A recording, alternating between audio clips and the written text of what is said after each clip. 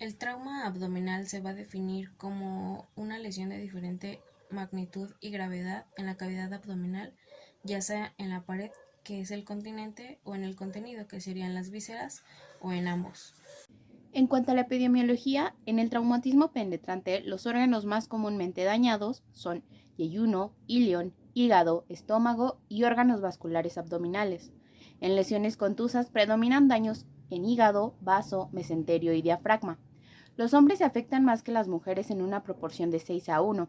En el ambiente urbano, los mecanismos contusos causan el 66% de las lesiones, mientras que en el área militar, el traumatismo penetrante origina el 90% de los casos, en especial por proyectiles de arma de fuego y de alta velocidad.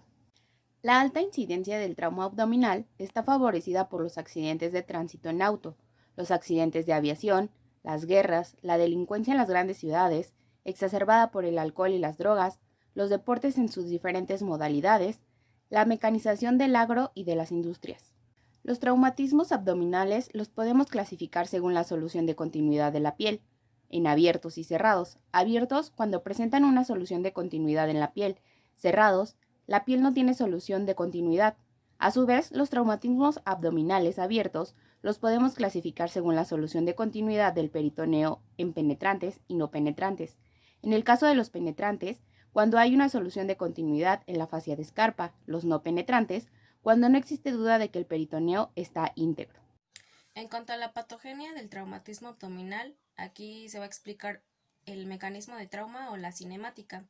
En cuanto al traumatismo abdominal penetrante, este puede ser causado por un objeto punzocortante, el cual causa lesiones que limitan al tracto de corte, formando una cavidad permanente y se podría decir que no hay una cavidad temporal. También pueden ser causados por un proyectil de arma de fuego. Aquí se van a presentar lesiones particulares condicionados por los siguientes factores. Uno de ellos es la masa y la velocidad, aunque se dice que la velocidad es quien realmente va a determinar la gravedad de la lesión. En el trauma por proyectil de arma de fuego, aquí sí hay una cavidad temporal.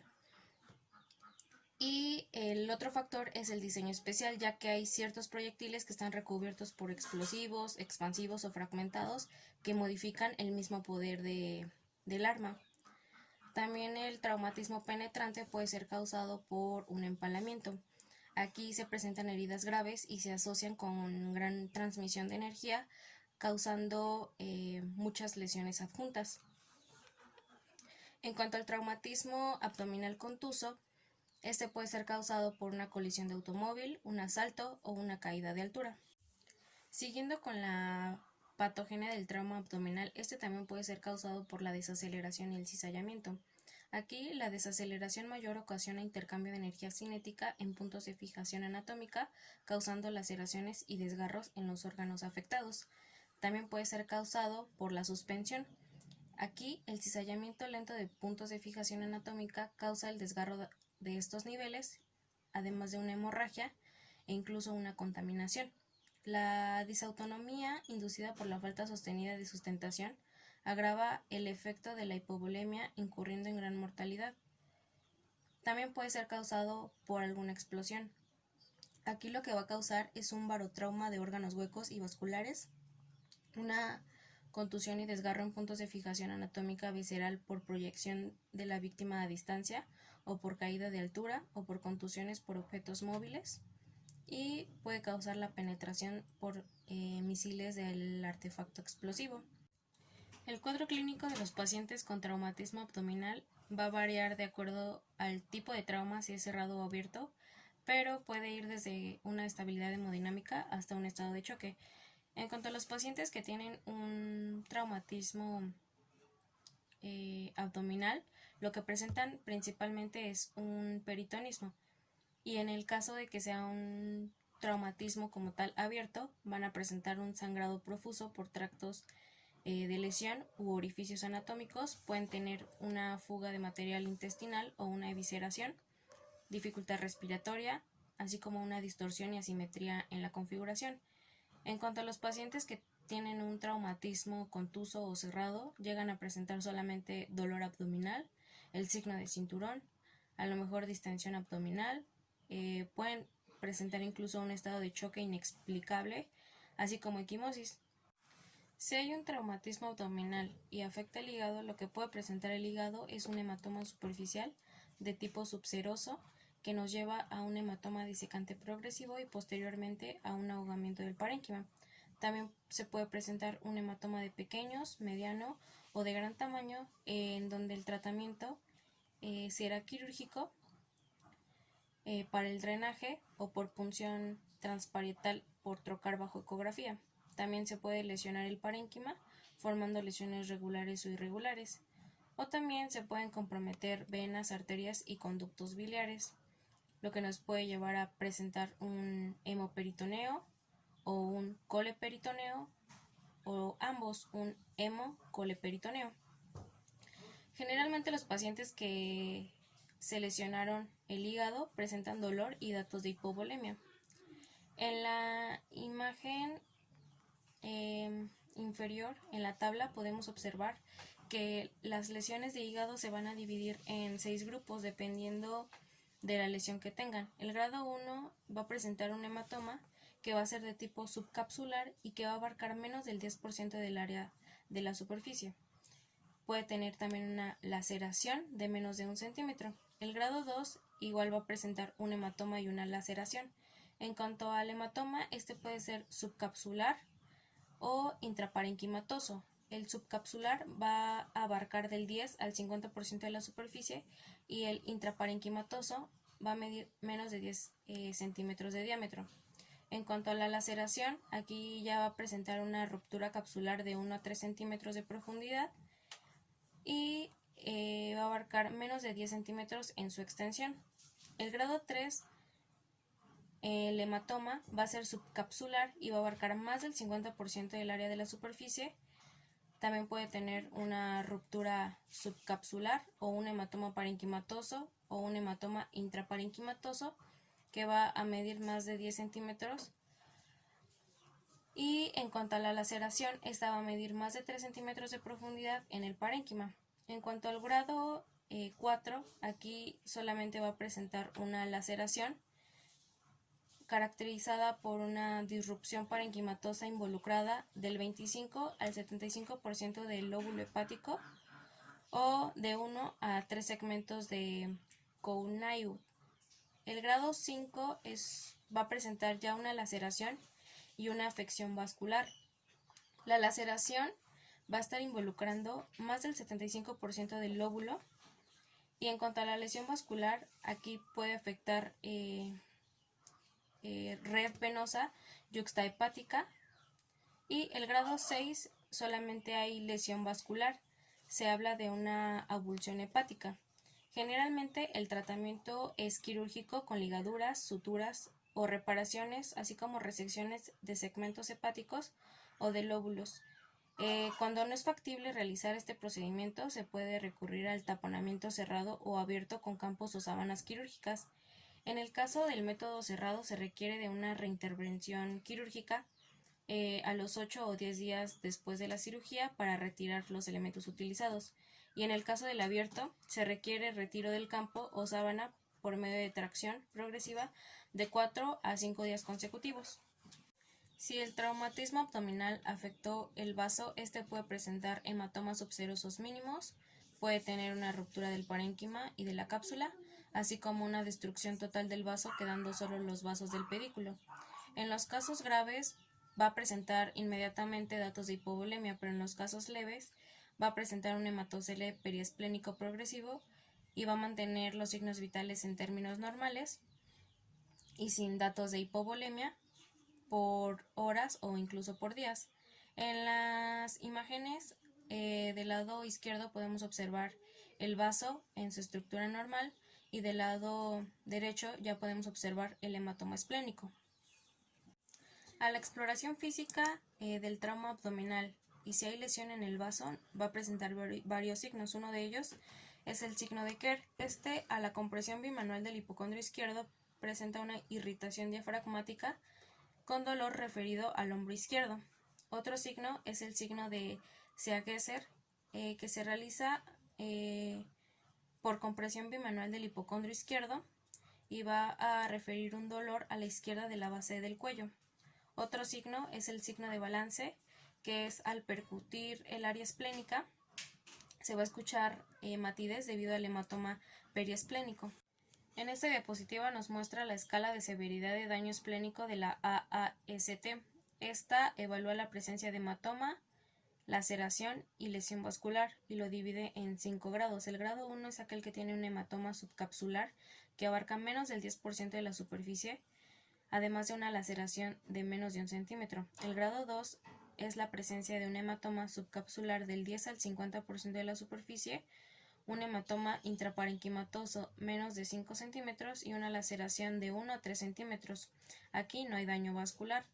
En el grado 3 hay un hematoma subcapsular que abarca más del 50% de la superficie, hay un hematoma intraparenquimatoso de más de 5 centímetros, una laceración de más de 3 centímetros y hay daño de los vasos trabeculares. En el grado 4 hay una laceración de más del 25% del vaso que puede llevar a un infarto, además de daño a vasos ciliares o segmentarios. Y el grado 5 ya tiene una laceración completa del vaso, está totalmente destrozado y hay un daño iliar que desvasculariza el vaso. Se dice que las lesiones tanto de grado 1 y 2 requieren de un drenaje del hematoma con puntos con ácido poliglicólico. Del grado 3 y 4 requieren de una valoración para resección parcial del vaso o una colocación de malla de teflón. Y los de grado 5 requieren de una esplenectomía. El páncreas es un órgano que cabalga sobre la columna vertebral de L1 a L2, susceptible a lesiones por trauma a nivel del epigastrio. Puede dar lugar a hematomas retroperitoneales difíciles de diagnosticar y de tratar. El traumatismo del parénquima pancreático, sea por herida o por contusión, condiciona una pancreatitis traumática. Es expresada por dolor intenso, vómitos e ilion adinámico. Las enzimas pancreáticas, que son muy agresivas para el peritoneo, producen reacciones de contractura abdominal marcadas. Con frecuencia se instala secundariamente un pseudoquiste pancreático, que será tratado quirúrgicamente efectuando un drenaje interno a estómago o yeyuno. Cuando se traumatizan los riñones, puede existir lesiones en el parénquima renal solamente y o lesiones del sistema pielocalicial y ureteral. Cuando hay lesión solo en el parénquima, se produce un hematoma perirrenal, a veces de gran magnitud, que puede producir abovedamiento de la fosa lumbar con crepitación dada por los coágulos. Si la lesión es de vías urinarias, además hay extravasación de orina hacia la celda renal, que produce una reacción intensa en el tejido celuloadiposo con gran inflamación del área y dolor severo, haciéndose así un ureahematoma que puede infectarse. Las lesiones renales, el diagnóstico va a ser mediante hematuria macroscópica o microscópica, es decir, más de 50 células rojas, una masa palpable en el flanco y hematomas. En la radiografía podemos observar borramiento del psoas ipsiolateral, masa de tejido blando y desplazamiento visceral. Las vísceras huecas son el tubo digestivo desde el cardias hasta el recto, las vías biliopancreáticas, las vías urinarias y los grandes y medianos vasos, tanto arterias como venas. Puede haber lesiones mínimas como una equimosis subserosa o hematomas intramurales hasta lesiones severas. Puede haber perforaciones mínimas o gigantes, secciones de las vías, desinserciones mesentéricas y desgarros parieterales con extravasación de sus contenidos a cavidad libre. Las lesiones pueden ser únicas o múltiples. Las manifestaciones clínicas están en relación con el tipo de contenido extravasado, la septicidad, la cantidad, la consistencia y la composición del contenido visceral hueco. El contenido es fluido con la bilis o la orina. La difusión dentro de la cavidad abdominal será rápida. Si es semisólido, como en el contenido intestinal, es menos rápida y si es sólido, como las heces, serán generalmente focal.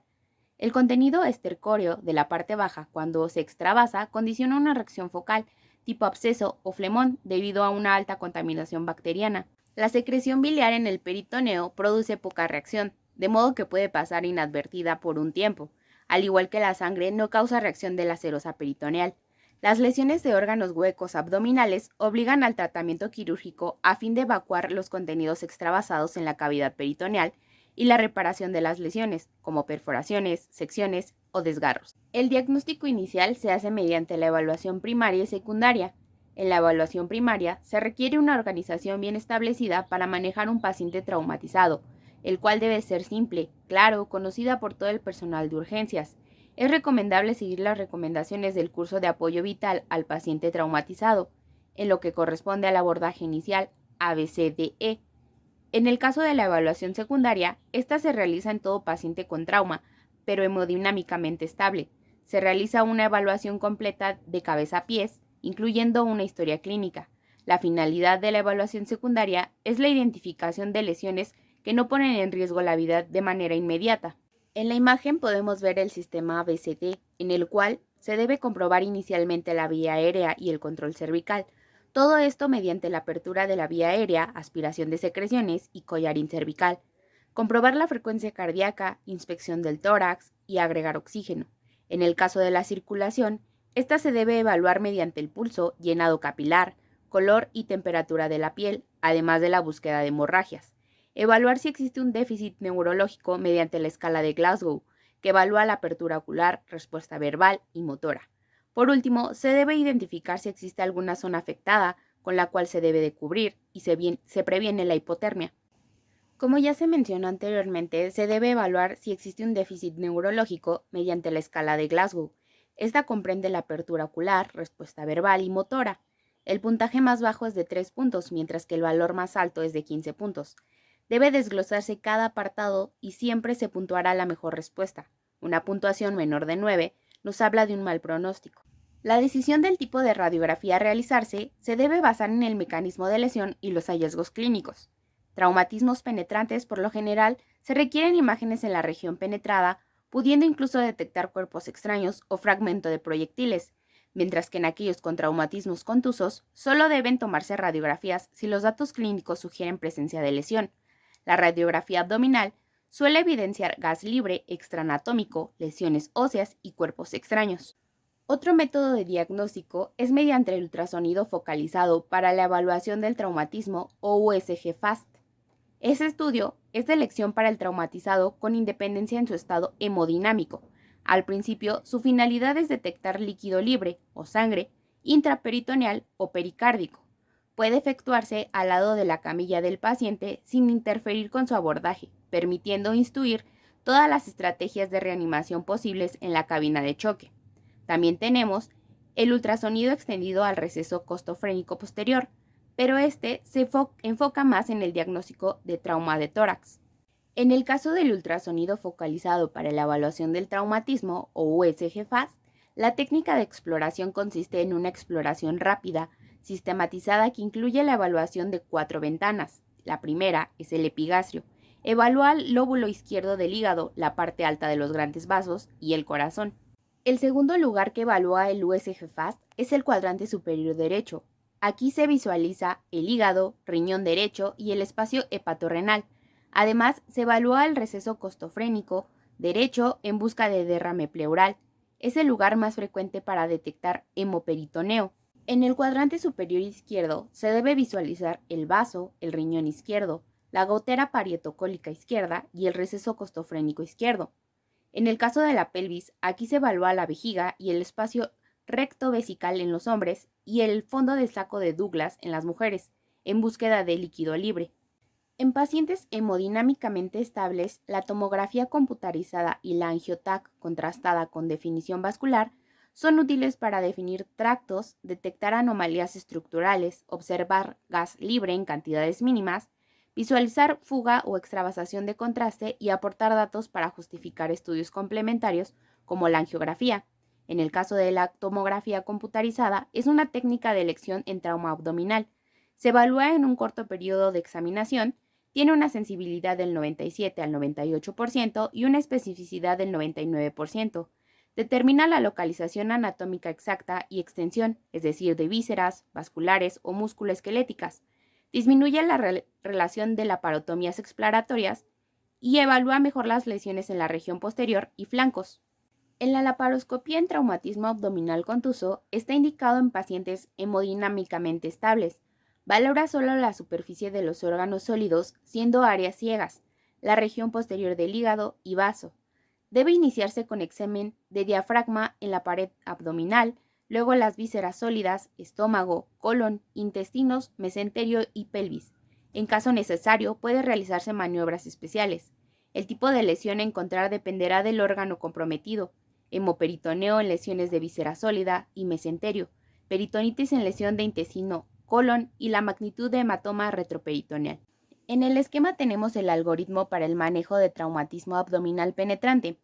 Cuando se tiene una herida penetrante y el paciente se encuentra estable y no cuenta con datos de peritonitis, la lesión es en el dorso o la parte posterior del flanco, se puede realizar una TAC con la cual puede decidirse el procedimiento a seguir o si el paciente continúa en observación. Si la lesión fue en el abdomen propiamente, se realiza una exploración local y si es de tipo penetrante, se puede indicar laparoscopía. Si el paciente se encuentra inestable, se realiza una laparoscopía inmediata. En el caso de las heridas por proyectil de arma de fuego, si el paciente está inestable, se lleva a cabo el mismo procedimiento que en el caso de una herida penetrante con inestabilidad. Sin embargo, si el paciente se encuentra estable y se encuentra la herida en el flanco, se procede a realizar una laparoscopía y un USG FAST. Por otro lado, se sabe que si la pared abdominal ha sido penetrada y con ayuda del USG FAST pone en manifiesto la sangre o líquido de la cavidad peritoneal, si las lesiones pueden observarse con claridad y se localizan bien, se realiza la reparación laparoscópica. Si no fuera posible, se puede solucionar mediante una reparación asistida a través de una incisión abdominal limitada. La gran mayoría de los casos requieren de intervenciones quirúrgicas variables en la relación en tipo de lesiones o en el órgano que esté afectándose. Tenemos también el lavado peritoneal diagnóstico, que es un pilar en la evaluación del trauma desde hace más de 3 décadas. El 90% de los daños de órgano sólido no requieren tratamiento quirúrgico. Significancia clínica limitada ante la presencia de sangre libre en el abdomen, dolor incisional después de un lavado peritoneal negativo interfiere en la exploración posterior. El lavado peritoneal es útil en pacientes hemodinámicamente inestables para excluir el abdomen como fuente de hemorragia, en pacientes con lesión por cinturón de seguridad con la presencia de bilis, bacterias, materia fecal o incremento de los leucocitos. Este procedimiento consiste en una incisión en la línea alba de 3 a 4 centímetros, una incisión pequeña en el peritoneo, se inserta un catéter peritoneal, se deja en la profundidad de la pelvis, se realiza lavado peritoneal, se cierra el peritoneo sobre el catéter, se instala la solución salina de 10 mililitros por kilogramo y se cierra el peritoneo, fascia y piel. En cuanto al tratamiento del trauma abdominal, este se divide en un tratamiento prehospitalario y el hospitalario.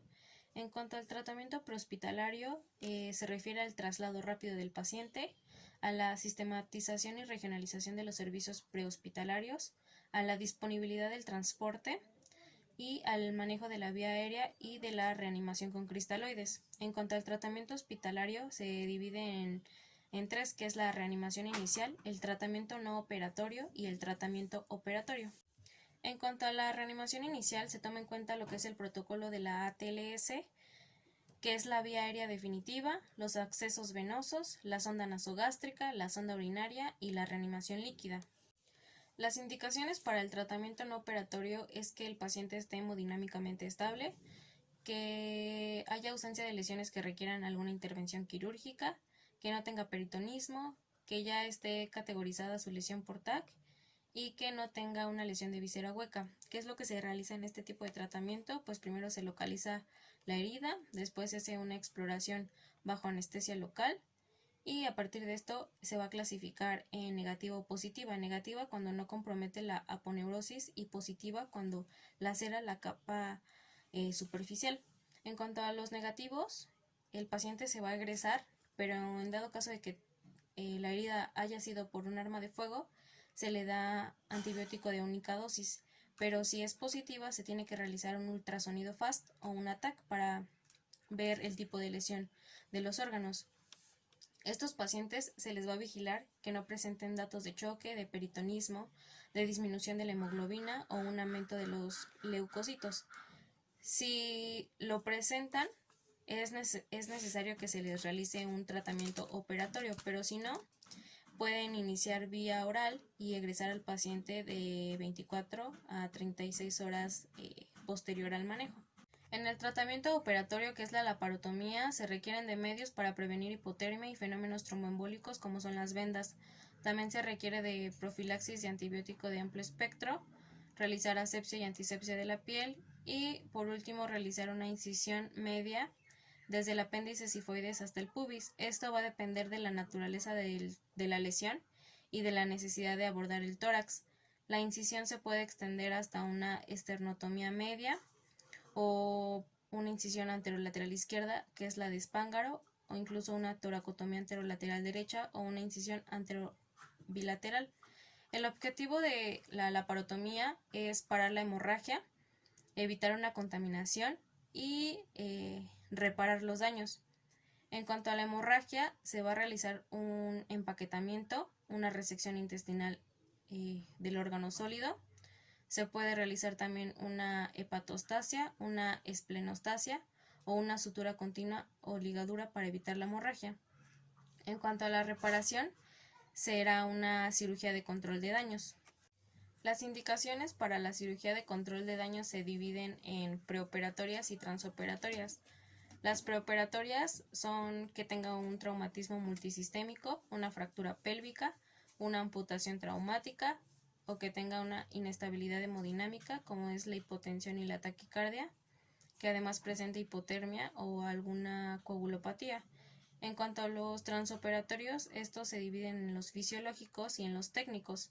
En los fisiológicos está que presente una hipotensión, una hipotermia, un bicarbonato sérico menor a 15 miliequivalentes por litro, una acidosis con un pH menor a 7.2, que requiera una transfusión de más de 4.000 mililitros de concentrados eritrocitarios, que tenga pérdida de sangre mayor de 500 mililitros, que tenga alguna coagulopatía transoperatoria o alargamiento en los tiempos de coagulación. En cuanto a los transoperatorios de tipo técnico, está la necesidad de una toracotomía, un trauma vascular, una lesión hepática, que tenga edema o isquemia intersticial, que tenga incapacidad de aproximar la pared abdominal o que tenga incapacidad de una hemostasia efectiva. Si el paciente no tiene las indicaciones anteriores, se procede a hacer la evaluación de la cavidad abdominal órgano por órgano. Iniciando con el estómago y el duodeno, se realiza la maniobra de Kosher, que consiste en la movilización de la sed duodenal y de la cabeza del páncreas hacia la línea media para visualizar la vena cava inferior y el ilio renal derecho. Los límites de esta movilización son los siguientes. El superior es el conducto biliar común y el inferior es la vena mesentérica superior. También se puede realizar la maniobra de Ayer-Herdman, que consiste en la movilización del vaso, lo que permite su evaluación operatoria. También se puede hacer una reparación primaria, una resección de cuña del estómago, así como una exclusión duodenal. En cuanto al páncreas, se puede hacer un drenaje, una pancreatorrafia simple o compleja dependiendo de la gravedad, una pancreatectomía distal. En cuanto al vaso, se puede realizar un empaquetamiento, una esplenostasia, una envoltura con malla absorbible y sellantes de fibrina, así como una esplenectomía. En cuanto al hígado, se puede realizar un empaquetamiento, un drenaje perihepático, una hepatorrafia simple o compleja, una ligadura vascular biliar, así como la maniobra de Pringle, que consiste en la compresión digital de la vena porta y con ella se detiene el flujo venoso del territorio esplénico. Es decir, abarca la compresión del ligamento hepatoduodenal, el ligamento gastrohepático, la vena porta, la arteria hepática, así como el colédoco. En cuanto al diafragma, se puede realizar una frenorrafia simple o compleja, una prótesis, una reinserción de cerclaje pericostal o creación de un neocavidad con una cirugía de Bender-Lucas. Hablando de la vesícula biliar y del árbol biliar intrahepático, se va a evaluar la presencia de gas o bilis en el ligamento hepatoduodenal con la maniobra de Kosher. Se puede realizar una colecistectomía, o si hay lesión del árbol biliar, se coloca una sonda temporal en T o un drenaje directo de la porta, o también se puede realizar una esfinterotomía endoscópica y una colocación de endoprótesis biliar. En el ángulo duodeno-yeyunal se hace una inspección visual y se hace la maniobra de Feliciano y Asensio, que consiste en la tracción cefálica del colon transverso y tracción caudal y a la derecha del yeyuno. Si hay alguna lesión, se puede hacer una enterorrafia simple con drenaje descompresivo proximal. En el caso del intestino delgado y el mesenterio, este se evalúa de forma visual del ángulo de Treitz a la válvula ileocecal. Se debe hacer una revisión completa del mismo, incluso si hay adherencias, pues las contusiones causan desgarros en sitios de fijación cicatricial o inducen al fenómeno de estallamiento en asas intestinales ocluidas entre dos bandas fibrosas. La enterorrafia simple y la resección intestinal resuelven la mayoría de los casos. El apéndice y el ciego se evalúan visualmente y es rara la necesidad de movilizarlos. El traumatismo apendicular se trata con apendicectomía. El colon, mesocolon y recto se revisan por medio de la rotación visceral medial de Cattell-Brasch y Mattox.